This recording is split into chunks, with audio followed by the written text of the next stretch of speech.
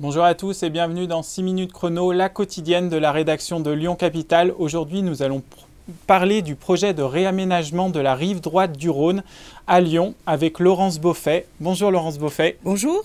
Alors vous êtes vice-présidente de la métropole de Lyon en charge de la participation citoyenne et avec vous on va évoquer donc ce projet de grand réaménagement de la rive droite du Rhône à Lyon. Alors c'est où la rive droite du Rhône? C'est en gros de l'autre côté des berges du Rhône, le long de l'Hôtel-Dieu. Et alors le projet il concerne 2,5 km entre Perrache, le pont Gallieni et l'entrée du tunnel de la Croix-Rousse. Donc c'est un très grand projet. Il y a une concertation au mois de novembre et décembre 2021. Quel est le premier bilan qu'on peut tirer de cette concertation?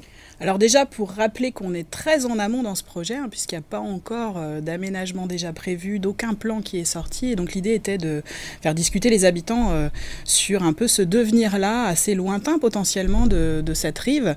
Donc on a mis en place plusieurs choses. Il y a eu une grande réunion avec plus de 250 personnes de lancement. Il y a eu la plateforme de jeparticipe.grandlyon.com maintenant qui est bien connue et qui permet un peu de centraliser et d'assurer la traçabilité des choses.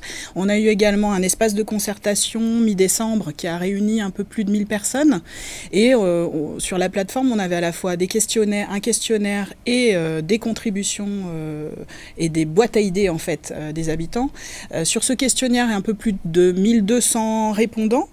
Après, avec une répartition des âges assez conforme finalement à la pyramide des âges, peut-être il manquait un peu plus les plus âgés. On s'est servi du questionnaire pour faire répondre aussi sur l'espace public les gens.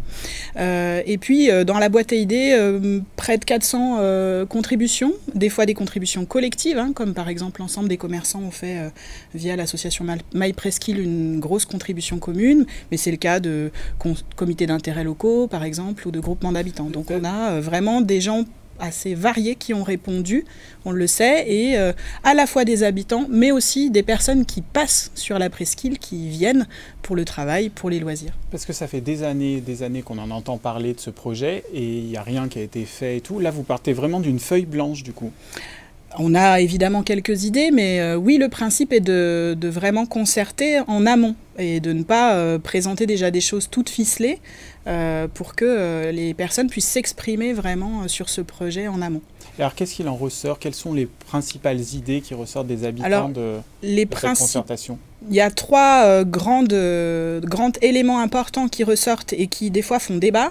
La première, c'est évidemment la place de la voiture ou les mobilités de façon générale. C'est qu'elle draine énormément de véhicules aujourd'hui, donc tout le monde est d'accord pour un peu rectifier, mais à quel point, quelles sont les conséquences, comment se passent les études, voilà. Donc il y a des questionnements et y compris même des divergences sur les avis des habitants et des habitants avec certains qui sont pour réduire drastiquement la place de la voiture et d'autres beaucoup moins.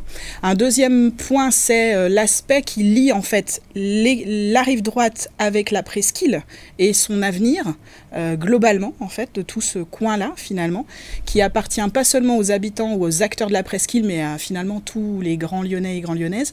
Et donc il y a aussi un fort questionnement avec d'autres projets qui pourraient impacter plus globalement la presqu'île. Et enfin, un dernier point, c'est quand même un large consensus pour dire qu'il faut remettre de la nature sur ces quais, de l'espace vert et des espaces de fraîcheur. Et l'accès au fleuve aussi? Oui, l'accès au fleuve est important, à la fois pour les loisirs, donc des gens demandent à ce qu'il y ait finalement des promenades le long des quais, qu'il y ait des aménagements aussi d'espaces verts sur les quais, donc pas seulement le long du fleuve mais aussi au-dessus.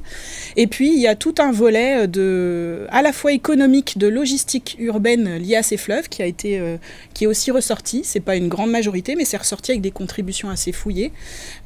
Et aussi l'aménagement des ponts. Qu'est-ce qu'on fait de certains de nos ponts? Comment on les aménage? Comment on valorise aussi le patrimoine de ces quais et des ponts en particulier? C'est quoi maintenant les prochaines étapes? C'est quoi le calendrier de la suite? Alors on est dans une phase où on va en fait terminer ce bilan-là de concertation est vraiment tout neuf, il est encore en train de se construire, donc on va l'acter dans une délibération qui sera votée en juin 2022. Et on est aussi en phase de choix finalement, pas d'un, mais d'aménageurs au pluriel ou avec une technique juridique qui s'appelle le dialogue compétitif, c'est-à-dire qu'on va pouvoir avoir plusieurs aménageurs ou plusieurs groupements qui pourront répondre à différentes phases ou tronçons sur ces quais. Oui, parce qu'il va être découpé en tronçons, il fait 2,5 km, c'est quand même beaucoup. Il faut s'attendre à pour quand les premiers aménagements sur En fait, le choix des groupements ou du groupement, on verra, ça va être en courant 2023. Pour des travaux qui vont se réaliser de façon définitive seulement à partir de 2025. Donc ce qu'on espère, c'est que dans l'intervalle déjà, le dialogue compétitif permet de co-construire à la fois avec l'administration, les élus, les groupements, mais aussi les habitants. Donc il y aura de nouveau des phases de concertation, cette fois-ci avec les aménageurs potentiels ou le lauréat dès 2023. Et on peut imaginer qu'on fasse aussi des expérimentations ou des aménagements transitoires ou non définitif, on va dire, entre 2023 et 2025. Il est lié aussi, cet aménagement, à l'aménagement de la presqu'île qui est prévu, la piétonisation, l'apaisement de la presqu'île. C'est pas le même projet, mais clairement, je vous l'ai dit, c'est un des enjeux, notamment les acteurs économiques demandent à ce que les deux projets soient étroitement liés. Donc même si ce sont deux projets différents, évidemment qu'on les conjoint le plus possible pour qu'il y ait une cohérence d'ensemble, hein, évidemment. Très bien, Laurence Beaufet. On vous remercie en tout cas d'être venu sur le plateau de Lyon Capital. Et nous, on se retrouve très vite pour plus d'informations sur lyoncapital.fr. Au revoir.